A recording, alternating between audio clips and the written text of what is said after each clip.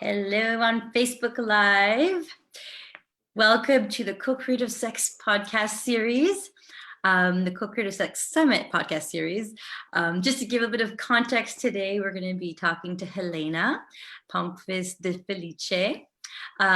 She has many things in her tool bag, but one of them that I'm really excited about to talk about with you today is the Wheel of Consent. And looking at all the different intricacies that go into what it means to negotiate pleasure, allowing to be touched, giving touch, pleasuring someone else. When is it for me? When is it for you? When is it for both of us? And just looking at all the different dynamics that exist there.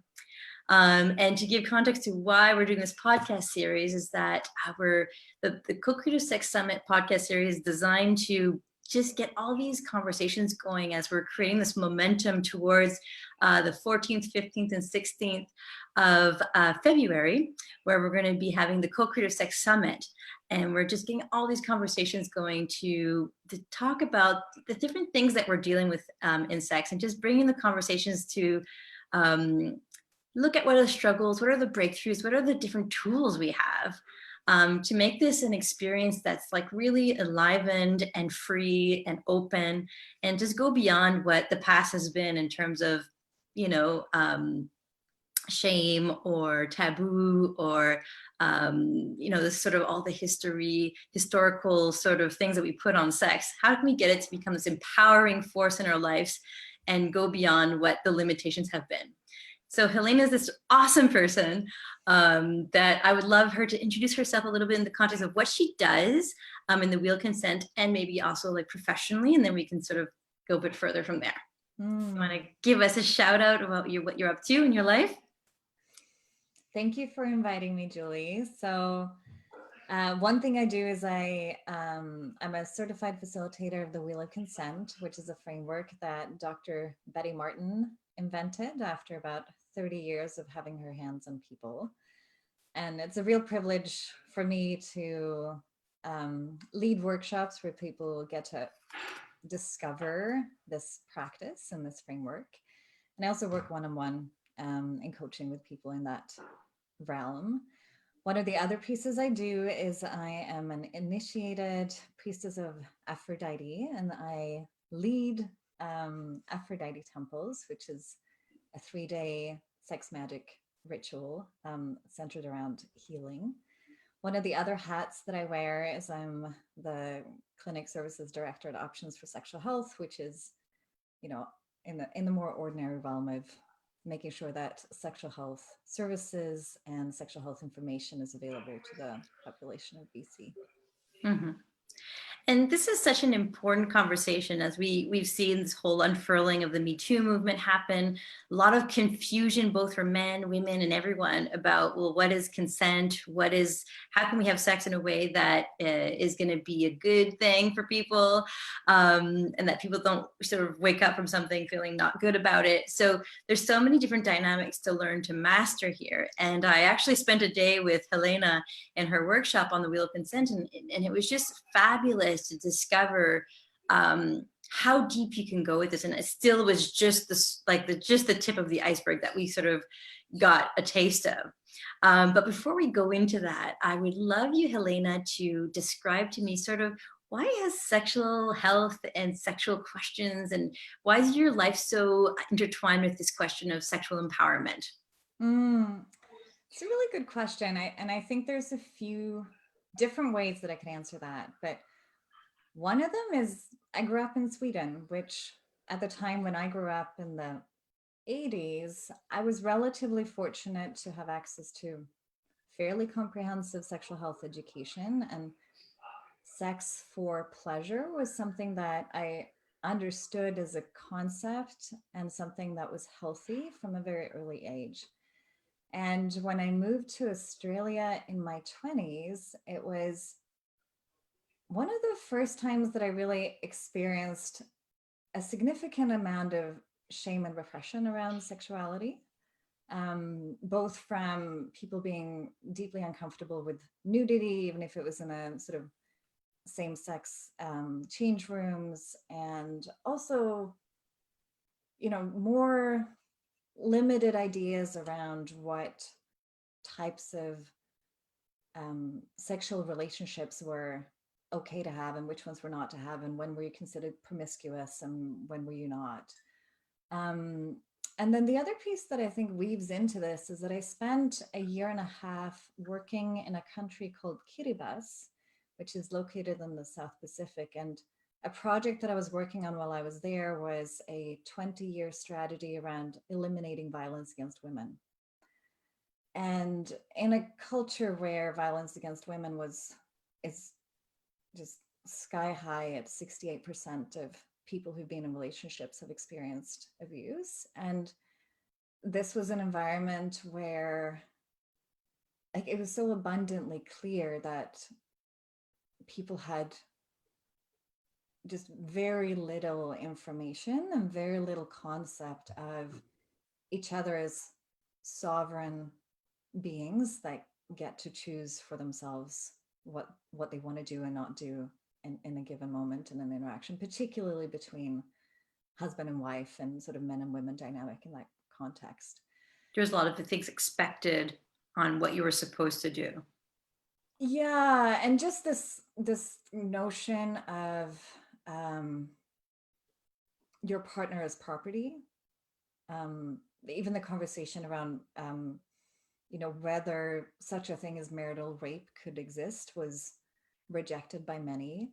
And while I was there, I got involved in setting up an early women crisis center that was run by women. And the organization that we identified to make this happen was the local International Planned Parenthood Federation affiliate. And so they had this just extraordinary group of youth that were out there doing sex ed in a playful, accessible way with their youth, and just their relationship to themselves and relationships with each other was distinct from what was available elsewhere in the culture. And for me, this piece of people having the experience of themselves as sovereign and respecting the boundaries and limits of each other, one, it's necessary for a sense of profound pleasure, and it's just a fundamental piece in actually having peaceful, loving, free cultures. Yeah. And I really love that you bring in this whole element of sovereign human being. And for that would probably be, for some people, would really mean something, but still it's probably really obscure for other people. So how would you define that sovereign human being? I think there's two components that come with that as necessary. And one is actually a knowing of oneself, of having the ability to tune into one's own truth and being able to hear what that is. And then the second piece is that you hold enough value of yourself that it matters that nothing happens to you that you're not willing or wanting to have happen. And of course, this is only possible if we also live in a culture that respects our personal limits.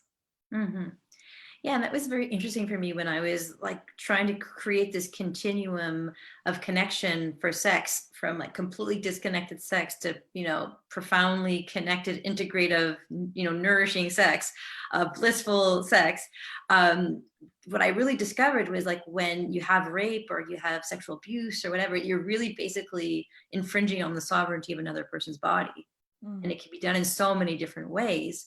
But this notion of sovereignty is really like the foundation of what allows you then to get to something where sex is actually a positive experience in your life. Without that sovereignty, that's when harm happens. That's kind of what I came to see in this whole process.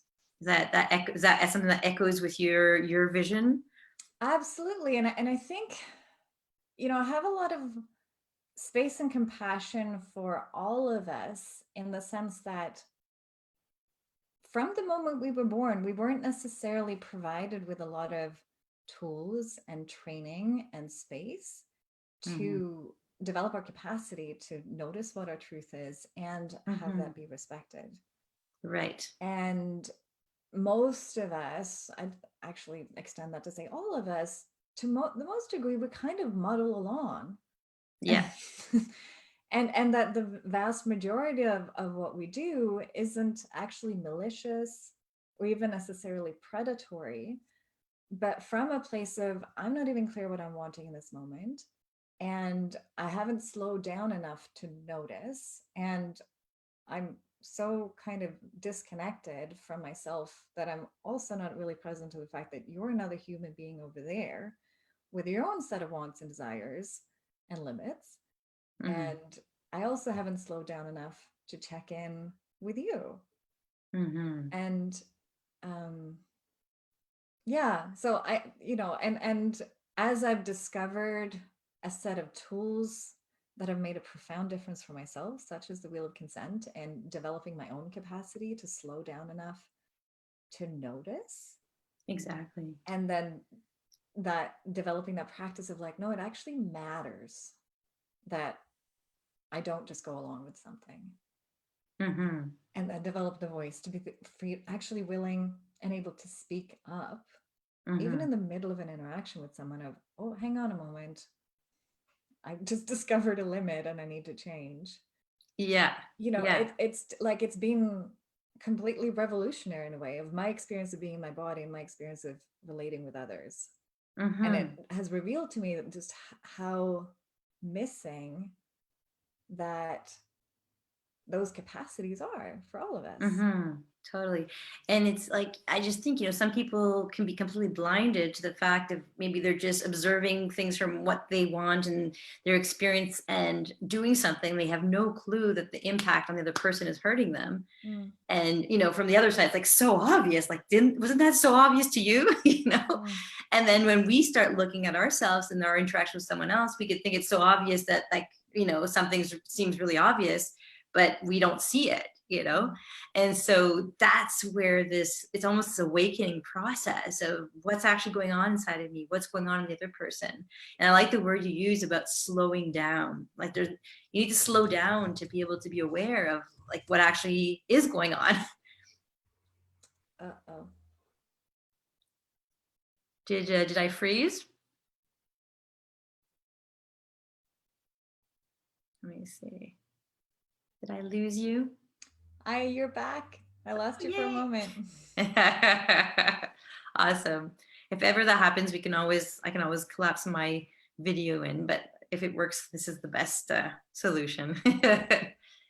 But yeah, so just it's this real process of discovery of, because we can all be doing something that is actually transgressing someone else's boundary. And so it's this constant, like, just being aware of like, oh, what do I want, what does the other person want, and being able to be awake enough or awake to this process. And so you actually, in our workshops, you kind of design different steps for us to discover this. And we were talking together about how these experiences are so much more meaningful when they're done in the actual practice. But I think it's still interesting to just give a picture to people listening to us.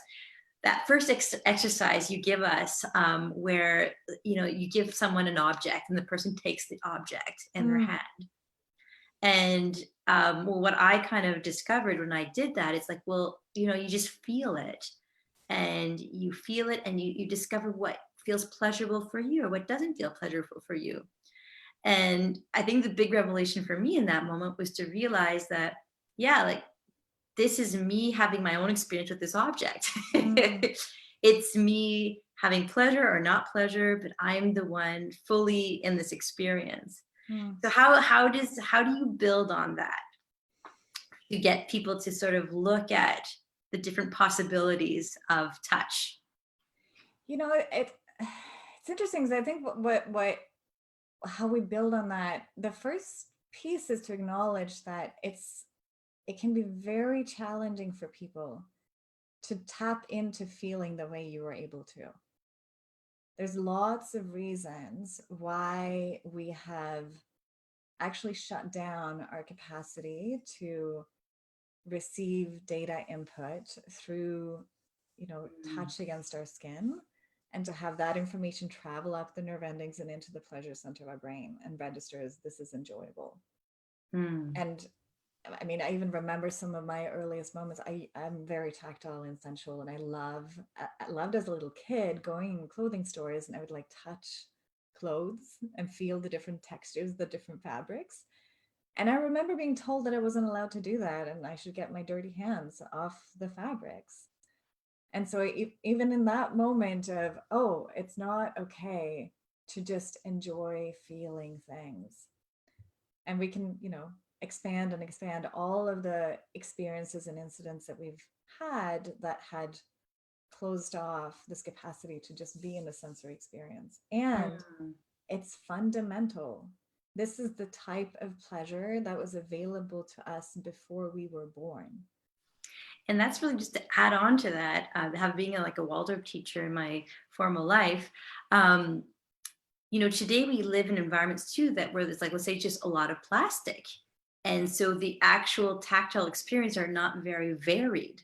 And so to actually decide, like, I want to have other like natural, wood and plants and, actual non-synthetic fabric that's silk or cotton or wool, like with all these different experiences. That in itself is also, a whole dimension where, are we putting in our environments different, textiles or products or sensations that, have a diversity of feeling. So to answer your other question around building on that, of once we've actually woken up this experience of being able to tune into the sensations as they occur, and as you said, discover that we're agents of our own pleasure. When we're interacting with that object, there's no relationship at stake. There's no one doing anything to us. We get to regulate how much enjoyment and what kinds of sensations we experience in that moment, when to stop, when to slow down. And that is a breakthrough for many of even noticing, oh, I'm in charge here. And there's nothing else but just me in this interaction, regulating and impacting how much I'm sensing. Yeah. And then the next exercise that we take people through is invite those who are wanting to do the exercise to find a partner and then request to feel their hand just like we felt the object. And in that moment, now all of a sudden we add this whole new realm to the dynamic of paying attention to and being aware of, oh, there's another human being attached. And immediately, for most people, there's a reduced capacity to be with the sensations. And now we have part of our attention on what's happening for them. Are they enjoying it? Am I doing okay? Is it okay that I want to do this? Am I weird? Right. So a lot of like thinking, spinning in one's head, and just also orienting our speculation towards what is that other person's reaction and what does it mean, as opposed to just really continuing to be with that sensation. Yeah. And the other piece that often happens is that in most cases, when we have access to another person's hand and we're touching them, our orientation is doing it for them. I mean, we're very familiar with hand massages, and most of us love receiving them. And it's very habitual for us to go into a place of doing work to the other person. Right. And the practice here is to actually touch the other person's hand for you.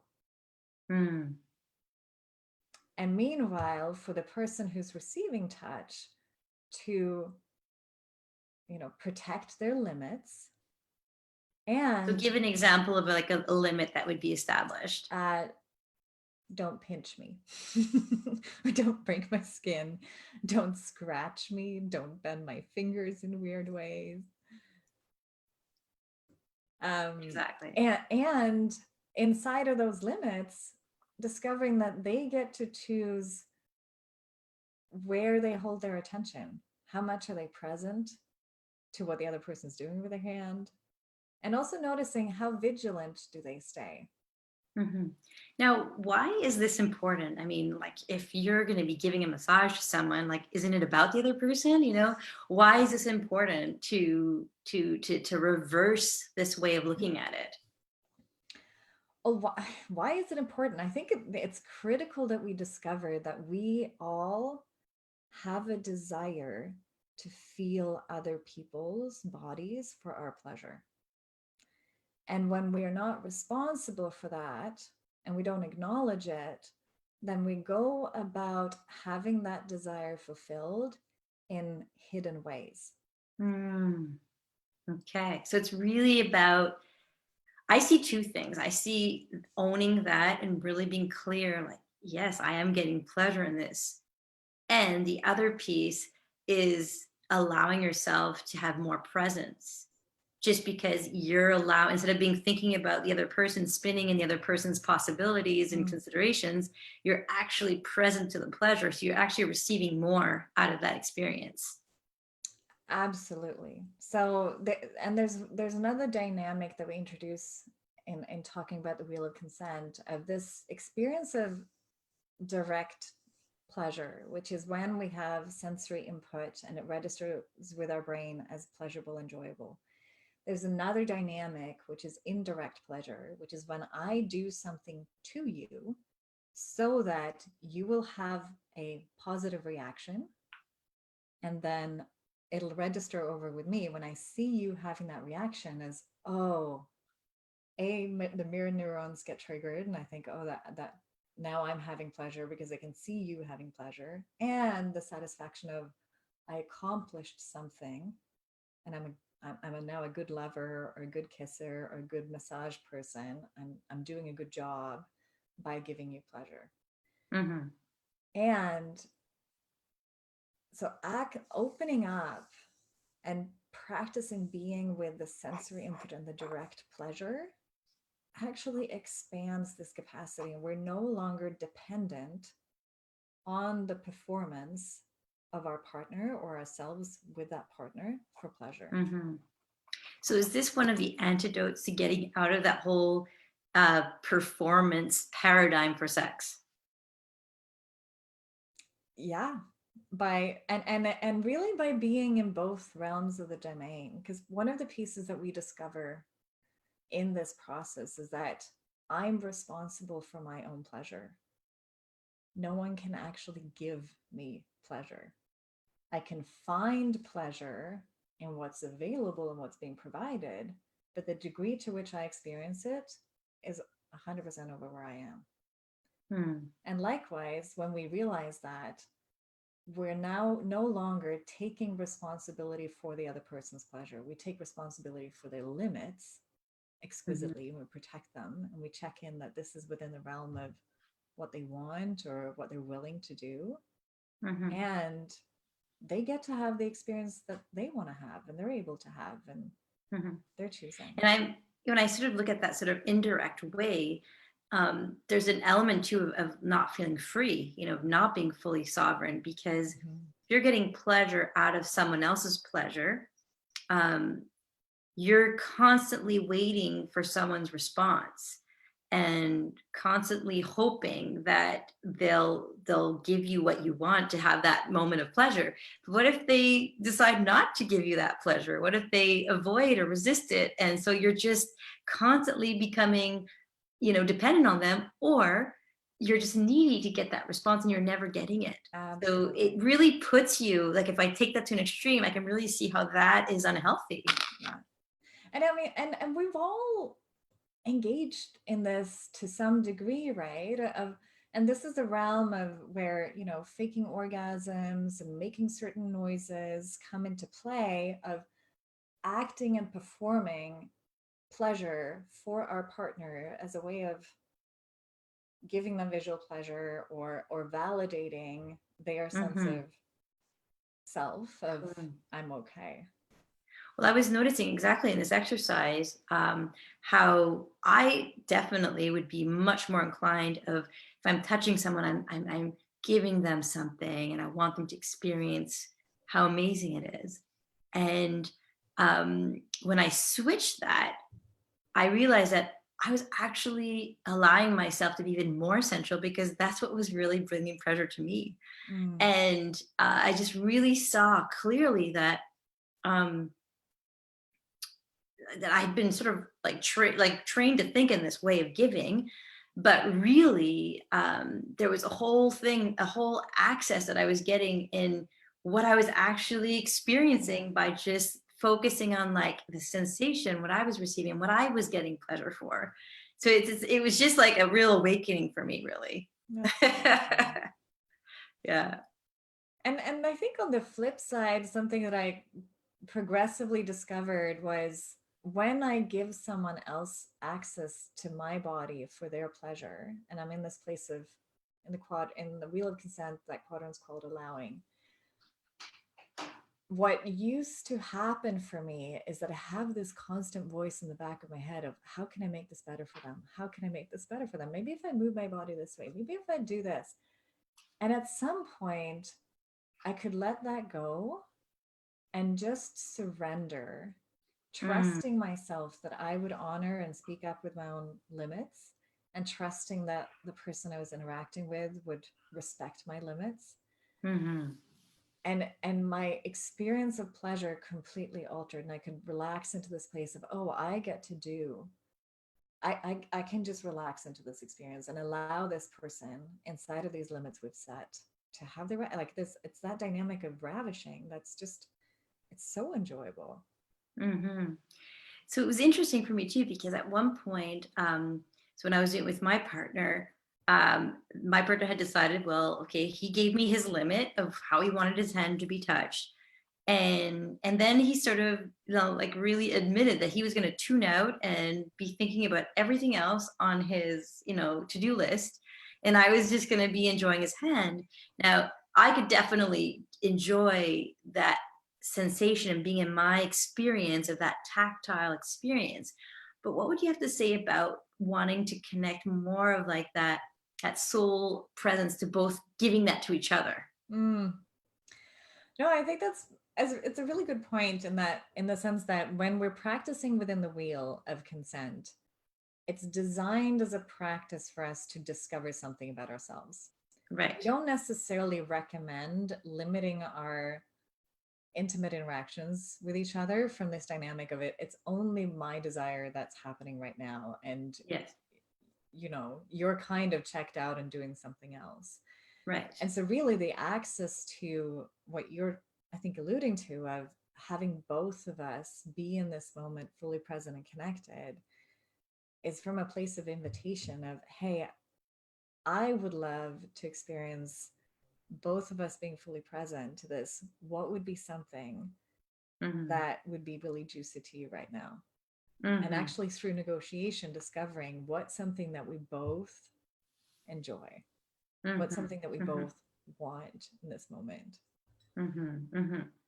Now, what would you say to people who feel like sometimes if sex gets too complicated, you have to talk too many things, too many boundaries and things that, sort of put us in little boxes and slow down to the point where there's no more energy and drive to express oneself. How would you respond to that? Mm. Well, one piece I would say is that our experience of pleasure is directly correlated with our experience of safety. And it may be that what has worked better for you is to limit conversations and just get on with the job. And I would invite them to think about what's happening for the other person, if that's your typical approach. And I think it's also worthwhile to acknowledge that, yeah, we have very little practice actually talking about desires. We're actually very poor language wise around even being able to describe what type of touch we want and like. And it speaks to some of the, we've all been born into a sex negative culture where we've limited conversations around this, and we Mm. haven't, through our sex education, been encouraged to talk about pleasure and even learn how to do that in a way that's juicy and fun and Mm. inviting and connected and playful. So yeah, it can feel foreign and strange, and there the persisting through the unfamiliarity and the discomfort that comes with that, there's Mm. an amazing amount of pleasure available on the other side. And what I guess what I'm also what I experienced in your workshop was that, sometimes we have these concepts of what we think sex is. It's like, this is intercourse, this is this movement or this action.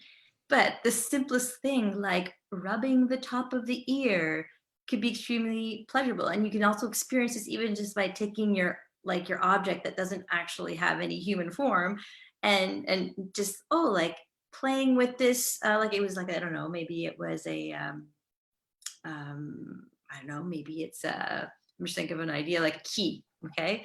And then you feel the coldness, you feel the sharpness, and then you rub it in different ways. And then like, like I like actually this sensation. And it's surprising that, when we take out the whole realm of sexuality and just like think about pleasure, what brings pleasure? Like taking it very soft with the top of my hand, or like, and maybe a little pressure on my hand that feels good on my thumb, or but we don't realize like all of the possibilities. Yeah. And like allowing yourself to experience that. And so I think it's by doing this process of really getting present to what brings pleasure to you, actually it opens up. And even I think I've really encouraged people to try it without a human form first, because you realize that, yeah, you really make sure, is this for your pleasure, or is it, because I know that it took me a while to get out of that mindset of, I'm doing this for the other person. I want to make sure that and I created a whole identity around myself about like, I'm good at massages, or I'm this or that. And I'm thinking like, this is my vector of communication, but really it's like getting out of that, turning that over and be like, like, what is this? Well, I like massage, maybe also because I like the sensations on my hands. I like the shape of the body on my hands, and just, giving myself that permission to actually own that piece. Yeah. And I think it's so brilliant what you say, that in working with an inanimate object where there's no added complexities of relationship or sexuality, or what does this mean about me, even there, we that's where some of the resistance comes up, and embarrassment of like, is it actually okay for me that I even enjoy this compass card this much, and part of my training as I got certified as a facilitator was um doing this exercise of waking up my hands for 5 minutes a day. And sometimes for me to fit that in, that would involve me, as I'm on the bus, all right, here's now my 5 minutes. And I'd have this moment of, oh, is it okay that I do this in public?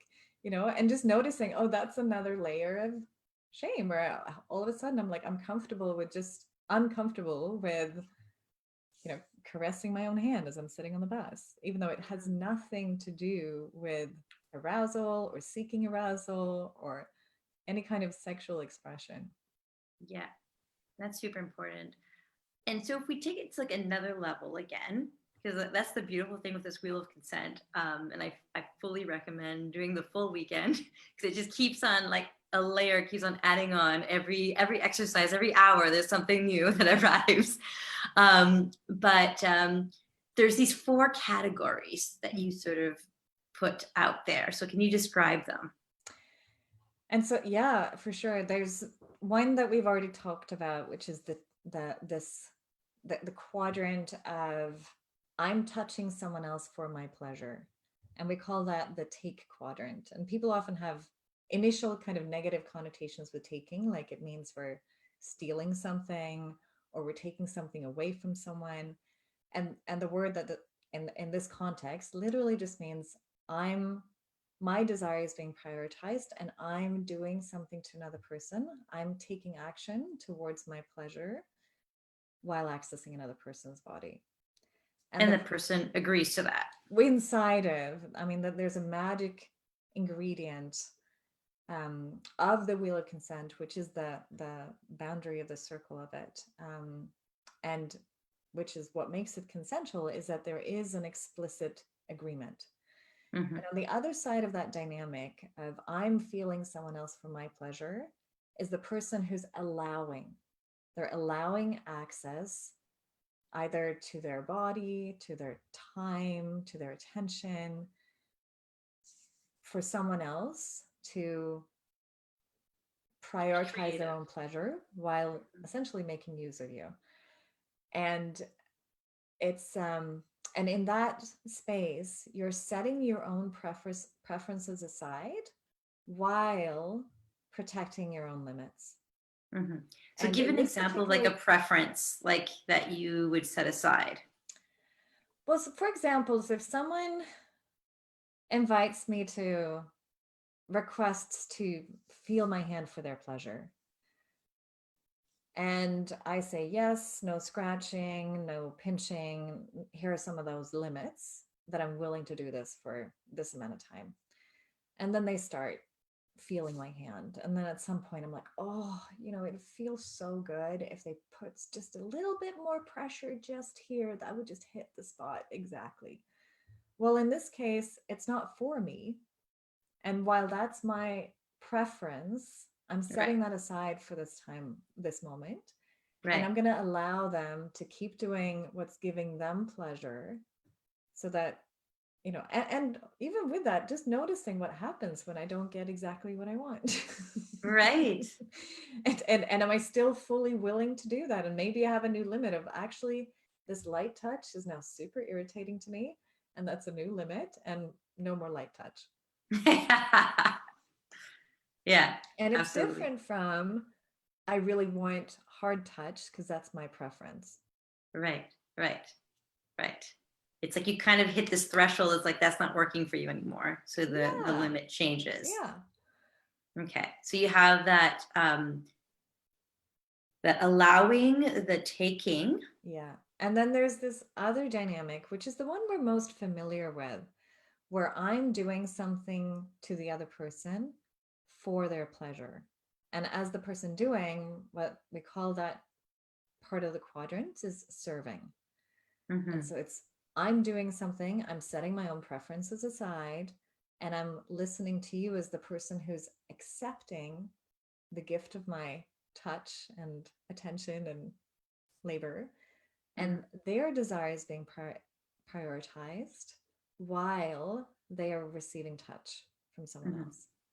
So just describe some of the difficulty that could incur in terms of like you think you might be giving the pleasure they want, but it might not be the right thing. So how does that dynamic play out there? Well, I'd say most of us don't spend enough time actually finding out what the person actually wants. And we usually go into these interactions, we might even offer it, would you like a massage? And I might say yes. And then I might start doing whatever I'm doing. And it may not be exactly what they wanted in that moment. And it may not be exactly the right pressure in exactly the right spot. And so really our access to discovering what someone would like to accept from us is to ask them, is there anything that you want right now that I could provide for you? Mm-hmm. And allowing that person to actually pause for long enough to notice what they authentically want. And hey, like I would like to be scratched behind my ear. Right. And then actually trust the impulse that's there. Because so often what we do is that what comes up is, oh, I would actually love to have my butt rubbed, but that's a weird request. I'll just ask to have my shoulders rubbed. Right. Do you actually ask for what you want? Yeah. And then even the next step is to value that it actually matters that you express exactly what you want instead of, oh, it's fine. I mean, the shoulders will be nice as well. So I could just go with that. No, actually it matters. And actually authentically and vulnerably make the request. I would really like my butt squeezed right now. Yeah. So how does someone with some trauma like sort of navigate these different quadrants? Because I'm just thinking, someone, might have, not wanting to always be touched. And it's like, Mm-hmm. but at the same time they want to be touched, and it can get very complex because they're dealing with things that, all kinds of dynamics that they grew up with or whatever it is. What would you say about, that dynamic, someone who has some form of trauma, it's in their body, and they want it, but at the same time they don't want it, and it's like can get very confusing. Mm. I mean, a huge number of us have experienced trauma in one way or another. And I mean, a third of people who identify as women have experienced some kind of assault or sexual harassment or otherwise. So it's common. And even without that, all of us have experienced touch and interactions that we didn't like and we didn't want and we didn't do anything to stop or weren't able to. Mm-hmm. Mm-hmm. So this applies for most of us. And really the key here is to slow down Mm-hmm. and to give yourself and in these dynamics, it's being participating containers that make it easy for you to say no. Mm-hmm. Because our default tendency and what we're most familiar with, it's so familiar that it's like the water we swim in, is to go along Mm-hmm. and So that whole enduring piece. to override our limits, Mm-hmm. partly because we want to belong. Like Sorry, I missed that piece. because we want to belong. Like I want to Belong. be Yeah. connected with you in this moment, and I'm afraid that if I say no, I'm not going to get to stay connected with you. Mm-hmm. And so we'll override the limit so that we can, receive the benefit of other aspects of the relationship, and we'll override and go along and endure and tolerate and say it's kind of fine. Mm-hmm. Mm-hmm. And part of what happens when we do that is we further numb ourselves to the signals of our bodies, and that sense of sovereignty gets Mm-hmm. diminished. Yeah. And It feels so like this kind of like slow process of unthawing, yeah, to what and as we experiences. practice essentially developing our trust in ourselves to notice our limits and to speak them, Mm-hmm. there's this like sense of relief. Like many people experience this thought that I want more pleasure, and so to get there I just gotta kind of muscle up and get through these uncomfortable experiences, and Yeah. if I just do more things I'll somehow get more. And it's, I mean, when you kind of pause and look at it, it's like that's an absurd thing to think that you're going to persist through your nervous system saying whoa and somehow get into a relaxed state of enjoying pleasure on the other side. Right. So actually the practice to restore that sense of, actually get access to the sense of pleasure, is by saying no and using your limits, and start really small and then It develop sounds like, there's a container to practice in, and then there's like different exercises that you can do, and practicing that muscle of saying no within this context is actually what's going to allow you to get to more and more pleasure. Yeah. Can you model that with me, like in terms like a conversation where there'd be a no? Because like we're saying, like this is so unfamiliar to people that they might not even really know how that shows up, how that would sound.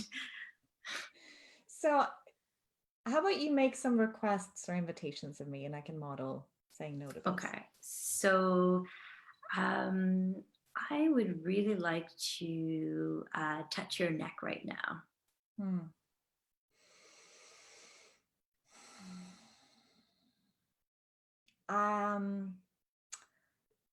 I would be willing for you to touch my neck, but just on this right side, and for just up to a minute, and nothing scratchy. Mm-hmm. So that's amazing. So it's like setting up something really clear container for me, how I could do this, but it also feels a bit contrived too. And yet it's so important to practice this. And that's the constant debate that I have in my head, like how important it is. And at the same time, I'm like frustrated, like that it has to be so contained. Well, and it's interesting because I mean, and the request could be even broader. And so here in this other example, if you just said, "Can I touch your neck for?" I would really like to touch your neck. And if I have lots of limits around that, and I'm not automatically a hell yes, then the answer is no. Yeah. Yeah. And so what's present to me right now is also like learning to receive that no without it feeling like I'm not a good person, or I'm not, I don't, I'm not welcome, or that I don't know how to touch you in a way that would make you feel like a yes. So yeah, so what would you have to say about all that baggage that comes with a no? I mean, it is really powerful when we discover that what another person wants or doesn't want has nothing to do with you. And you just froze. I still see you. I hear you anyways. Yeah.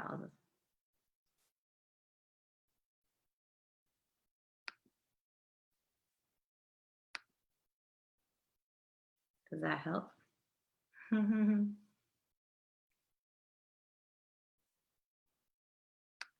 Hey, we were just getting in the juicy part. That's too bad. There you go. Oh, Yeah. you're back. Okay, great. I was like, just when we get to the juicy part. That's the juicy part. That when we discover that what someone else wants in any given moment has nothing to do with you. And how do you know that? How do I know that? Well, I know that my desires are like they just are what they are. I can't even do anything about them. If I had a choice in the matter of what I want, then you could argue that, maybe we could come to some kind of agreement. But if it was like some other person that offered exactly the same thing, you might say yes to that person. and yet what I want in any given moment arises as it fluctuates and it changes, and it's circumstantial in this case of they just are what they are.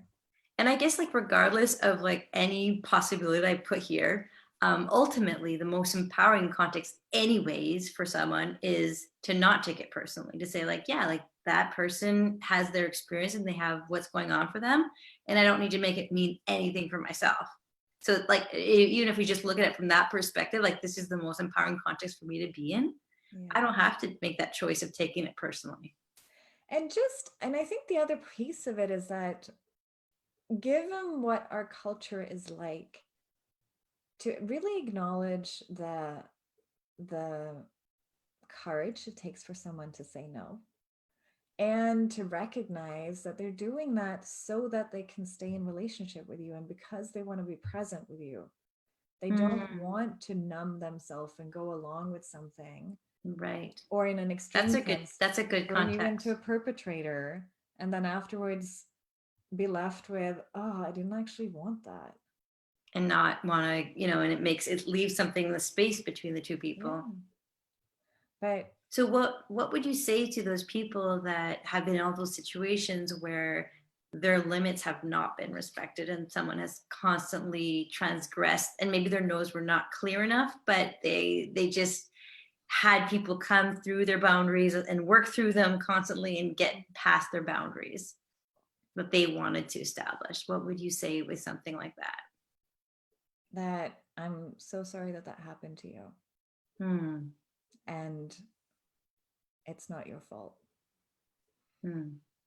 And so many of us have experienced that. I'd say almost all of us have experienced that to some degree, of either not having a limit respected, or not finding our voice, or not having that be heard. And it sucks. It's awful. Yeah. And so what what would be the next step for that person that didn't have their boundaries respected? Well, it depends, I think, because there's different types of environments of boundaries being transgressed, and some of them are accidental. Mm. And so I think on a case-by-case basis, look at what actually happened in this interaction. And, were we both actually competent and sober in this interaction? Were we able to both fully consent? Did we have any conversation to determine whether we were both willing to do this or not? Mm-hmm. What's my comfort level with having those conversations? Was I in a setting? Was it someone who was new to me? Was this someone who I had no relationship with and it came out of nowhere? I think the answers to some of those questions will change what we do about it and Mm. how we approach it. And I mean, I've experienced in my relationship with my husband that there's times when I didn't check in if he wanted me to do something that I did. And in those cases, when he actually expresses that, hey, I didn't want that, then what there is for me to do is apologize and say, I'm so sorry. And I'm going to check in going forward. And thank you Mm-hmm. for letting Mm-hmm. me know that that's actually not something that you enjoy, or Mm-hmm. that, and especially that you didn't want in that moment. Mm-hmm. Yeah, I love this context of it's really a process. We can all be people that are not respecting someone's boundary at some point. And I really appreciate that moment where you really took, like, behold that person's experience as being like, yeah, that really sucked, Mm. and I received it myself because I've had my own experiences and I could feel that. um but what would you say with you know like people that are purposely trying to like cross people's boundaries? What do you have to say about this in this context of the wheel of consent?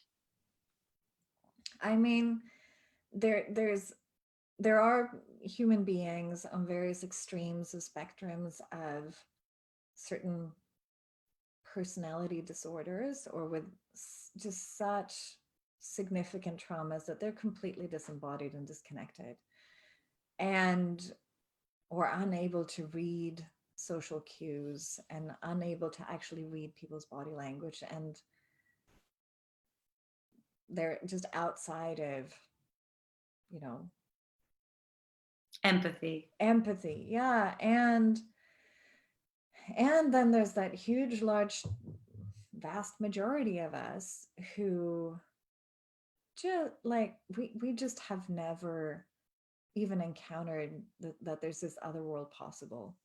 Mm. And we may have no, with those particular individuals actually developing the tools of being in their bodies, noticing their own sensations, Hmm.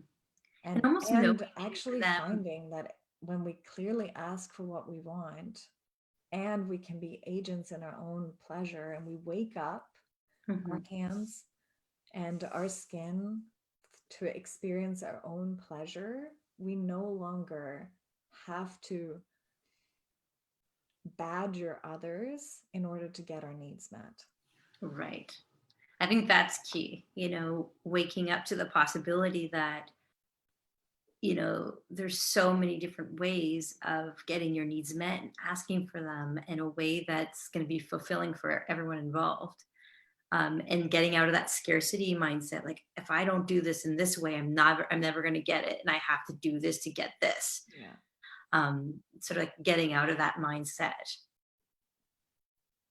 So it's like what I'm hearing, how they've gotten affection in the past, or how maybe they've been disembodied from their cultural environment or family environment that they grew up in, and got disconnected, and just have their way of going about getting things Yeah. that is their survival strategy, basically. And there's an awakening that can happen where they don't need to go through that Right. process anymore. And the majority of us have some kind of attachment trauma. There was not for necessarily even ill intention or poor parenting, but just the pressures of society, that we didn't receive the loving, generous, patient, accepting attention that we all deserve as children. And we didn't necessarily see positive, consensual, sovereign adults around us engaging with each other. And we didn't True. necessarily learn those behaviors. I'm just thinking in my parents' generation, where there's a lot of non-said things that weren't said, and just expectations and just unspokenness around it, because sex was such a taboo subject that, there was, to really explore, to really request, to really, just have sensation, like all these things were not available to them, from whatever they received in their education. So yeah, it totally makes sense that there's a rewiring and a re-education that happens when we really approach this from this angle. That's why I get so excited about this work, because I just think it has so much potential in really giving people access to new ways and opening up like domains that they didn't even know they had access to, because they didn't know how to open up the sensation to their own hand. Or so tell us, like, when is the next time you're going to be giving workshops on the Wheel of Consent, or any other offerings that you're making? So I'm teaching a 1-day Wheel of Consent workshop on February 1st from 10 to 6. It's will be hosted at Options for Sexual Health. And then I'll be giving one piece of a little taste of the Wheel of Consent at the CoCreativeSex Summit. Yay! And I believe that will be on the Saturday morning on February 15th. Yeah. 14th. You know the dates better than I do. The 14th of February, yeah. Thank you. No, sorry, the 15th of February, actually. On the Saturday. Yeah. Yeah, and then for those who are interested in diving in deeper, we're offering the next Canadian Aphrodite Temple on March 27th to 29th near Vancouver. And that is the entire weekend is designed inside of the framework of the Wheel of Consent, and to really support you in grounding in your body and have nothing happen than what you explicitly ask for. Amazing. Well, thank you so much. And I'm so excited to share you also at the CoCreativeSex Summit. We thought you'd be like this great person to open up the summit and create this kind of framework for people, to help people feel safe, because sexuality is always something that brings up a lot of issues. And so if you just discovering one's agency in the whole process and creating that container is just so it's such a nice gift to the community. So I'm really excited to have you there to start us off, launch the CoCreativeSex Summit. Thank you. And thank you so much for having me. And I've loved having this conversation with you. I could talk about this for hours. Yeah, no, I have much more to talk to you about for sure. So awesome. Big hug to you. It was awesome spending this hour with you. And there's just so much more to explore. And thank you for making yourself available for this podcast. You're welcome. So everyone, we'll see you soon. Next Wednesday is our next podcast, and just looking forward to continuing the conversation. Talk to you soon. Bye.